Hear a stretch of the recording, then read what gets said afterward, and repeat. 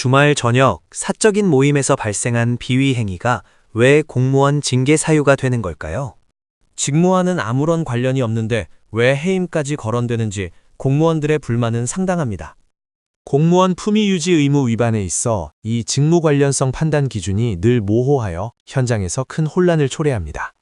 오늘 이 핵심 쟁점을 명쾌하게 짚어보면서 공직자 윤리의 경계를 명확히 확인해 보겠습니다. 결론부터 말씀드리자면 공무원 징계 사유는 반드시 직무 수행과 직접 연관될 필요는 전혀 없습니다. 중요한 것은 그 행위가 공직의 신뢰와 명예를 실추시켰는지 또는 공직 체면을 손상했는지 여부입니다. 법원은 직무 외 사유라도 공직의 체면을 손상했다고 판단하면 징계를 정당하게 인정하고 있습니다. 저는 주말 저녁에 사적인 모임 후 귀가하던 길에 음주운전 단속에 걸렸습니다. 업무 시간과 전혀 관련이 없는데 왜 저에게 해임까지 검토된다고 하는지 도무지 이해할 수 없습니다. 의뢰인님의 억울한 심정은 충분히 이해합니다만 음주운전은 공직자 비위 중 가장 특별하게 취급되는 유형입니다. 이는 공직자로서 고도의 도덕성이 요구되는 행정 영역에서 신뢰를 정면으로 배반한 행위이기 때문입니다. 음주운전은 직무 관련성을 따지기 이전에 공직 전체의 신용을 훼손하는 중대 비위로 법에서 간주합니다. 즉, 비위의 종류 자체가 공직의 신뢰를 훼손하는 성격을 가진다면 직무상 인과관계가 강하게 추정됩니다. 특히 성비위나 금품수수, 그리고 의뢰인님처럼 공직자의 음주운전이 바로 이 중대 비위 유형에 해당합니다. 이러한 행위는 국민이 공직자에게 기대하는 최소한의 도덕적 품위를 완전히 상실한 것으로 평가됩니다. 대법원 판례 또한 공무원의 음주운전은 그 자체로 공직기강을 훼손하는 행위로 판단하여 엄격한 잣대를 들이댑니다. 그렇다면 저는 직무 관련성이 없다는 점을 아무리 주장해도 중징계를 피할 수 없는 건가요? 징계 수위를 낮추기 위해서는 직무 관련성 주장보다는 양정사유를 다투는 전략을 취해야 합니다. 개인의 구체적인 직무 특성이나 평소 행실, 깊이 반성하고 재발 방지 노력 등 참작할 만한 요소를 찾아 적극 소명해야 합니다. 특히 음주운전 사안의 경우 혈중 알코올 농도와 과거 징계 전력에 따라 징계 기준이 매우 명확하게 정해져 있습니다. 현재 징계위원회 단계에서부터 전문가의 조력을 받아 위법 행위의 경미함을 입증하는 것이 무엇보다 중요합니다. 음주운전으로 인한 공직 신뢰 훼손의 정도가 예상보다 낮았음을 구체적인 정황과 증거로 입증해야 합니다. 저는 퇴근 후 개인적인 다툼으로 사소한 폭행 사건에 연루되었습니다. 업무상 갈등도 아니었고 지극히 개인적인 일이었으며 다행히 상대방과도 원만히 합의했습니다. 그런데도 품위유지 의무 위반으로 경고 처분을 받았습니다. 이 처분이 정당한 것인지 궁금합니다.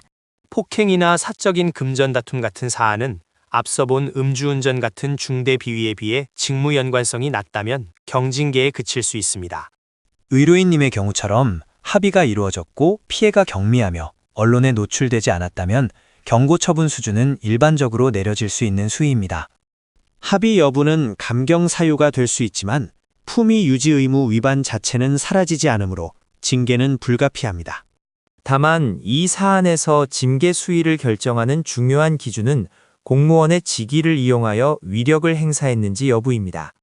단순 다툼을 넘어 공무원 신분을 내세워 상대방을 압박했다면 이는 공직 체면 손상으로 연결되어 중징계가 가능합니다.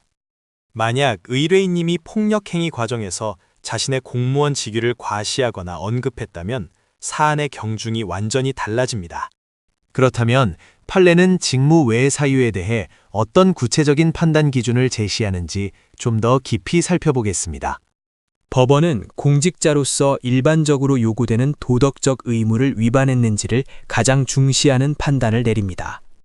해당 행위가 공무원 직무 수행의 신뢰 가능성을 저해했는지 여부를 핵심 기준으로 삼아 정당성을 판단합니다. 비록 사적인 행위라도 그 내용이 사회적 무리를 크게 일으켜 해당 공무원의 직무 수행에 의심을 초래하는 경우가 이에 해당합니다. 예를 들어 사적 채무 불이행으로 채권자들의 항의를 받고 직장으로 찾아오는 등 사회적 소란을 일으키는 경우가 있습니다. 이러한 행위는 직무상 관련은 없지만 공직자의 재정적 신뢰도를 무너뜨려 직무의 공정성에 대한 의심을 초래하는 것입니다. 결국 공직 체면을 손상하여 직무의 공정성에 대한 의심을 초래했는지가 징계의 정당성 판단 핵심이 됩니다. 저희처럼 일반 행정직 공무원이 아닌 경찰이나 교사 같은 특정 직렬은 더 엄격한 기준을 적용받는 것인가요? 매우 중요한 질문입니다. 공무원의 직책과 직렬에 따라 요구되는 품위 유지 의무의 강도는 명백히 다릅니다. 공무원의 역할이 국민과의 접촉이 잦거나 높은 도덕성이 요구되는 직렬의 경우 기준이 훨씬 엄격하게 적용됩니다. 이른바 직무의 성격상 고도의 윤리성이 요구되는 직렬이 바로 이 가중처벌 대상이 되는 것입니다. 예를 들어 교육 공무원의 사적인 비위는 학생과 학부모의 교육 현장에 대한 신뢰를 무너뜨리므로 일반 행정직보다 가중처벌됩니다. 특히 학생을 대상으로 한 성비위 등은 직무 관련성이 없어도 공직에서 영구히 배제될 수 있는 심각한 사안입니다. 또한 법 집행자로서의 신뢰가 중요한 경찰 공무원의 음주운전은 일반 공무원보다 더 무거운 징계 기준이 적용됩니다. 이는 경찰관의 개인적인 일탈이 곧 공권력의 권위와 정당성에 직접적인 타격을 주기 때문입니다. 저는 제가 받은 경고 처분조차 개인의 자유 영역을 지나치게 침해한 것이라고 생각합니다. 사적인 폭행 사건은 공무원 신분 이전에 일반인으로서 발생한 일인데 국가가 과도하게 개입한 것 아닌가요? 징계권자의 판단이 과도한지 여부를 다투는 것이 바로 행정심판이나 징계처분 심사청구 제도입니다. 품위 유지 의무 위반 징계는 행위의 파급력과 공직 사회에 미치는 영향력을 종합적으로 고려하게 됩니다.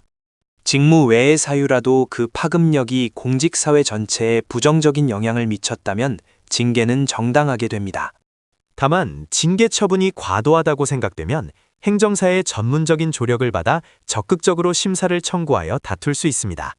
이때 본인의 행위가 공직의 체면을 손상하지 않았다는 점을 구체적인 자료와 논리로 소명하는 것이 관건입니다. 예를 들어 다툼이 상대방의 일방적인 도발로 발생했고 의뢰인님이 정당방위 수준을 크게 넘어서지 않았음을 입증해야 합니다. 특히 사적인 영역에서의 행위가 어떻게 직무의 공정성이나 대외적인 신뢰와 무관한지 논리적으로 입증하는 것이 중요합니다. 징계 처분은 초기 대응과 전략 수립이 성패를 좌우합니다. 징계위원회나 인사위원회 단계에서 구체적인 소명 자료를 갖추는 것이 필수입니다. 상세 상담을 통해 비위 행위의 경중과 양적 요소를 면밀히 분석해야 성공적인 감경이 가능합니다. 행정 문제로 어려움을 겪고 계신다면 주저 말고 연락해 주세요. 누리행정사 사무소가 여러분의 든든한 파트너가 되겠습니다.